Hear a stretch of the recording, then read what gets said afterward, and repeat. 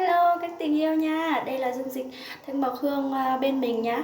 Đây là một lọ dung dịch rất là tốt cho các chị em phụ nữ, kể cả chị em nào mà chưa có chồng ấy thì hay bị viêm nhiễm này, hoặc là ngứa ngứa ngứa viêm phùng phụ của mình ấy, thì các chị em nên dùng dung dịch bên mình nhá. Dung dịch bên mình là dùng rất là tốt, và nó đồng thời là nó ngừa viêm cho mình này, nó làm trẻ hóa này, làm mềm cái mượt, làm mềm và mượt luôn nhá các chị em nhá. Vùng kính của chúng ta sẽ luôn thơm tho.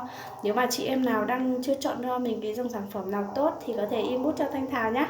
Đây ạ, lọ này là lọ Thanh Thảo đang dùng nhá, dùng rất là thích luôn nhé cả nhà nhá.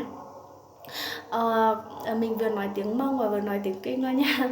Nhớ trong chờ vín chào nó ở nó chế cho lúc chuồn rồi theo mò nó vậy cho hơi tiề của chờ vín chào nên là từ ta tỏ chữ để đỡ này ạ, ta tỏ chữ để đỡ thì phải tiề chữ phê này ạ, cho để đỡ nó chữ lo này chữ phê thì chỉ ta liên tạo lo tiề dù nó gió này vậy chị nên là thằng của chị của lúc chuồn rồi theo mò nó ok nữa lúc nó cho thấy lúc chua bắt ta trong chắp lờ này ạ.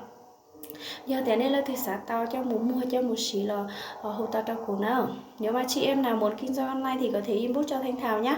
Và chị em nào đang bị viêm phụ khoa và đang bị da khí hư rất là nhiều ấy thì có thể inbox cho Thanh Thảo nhé.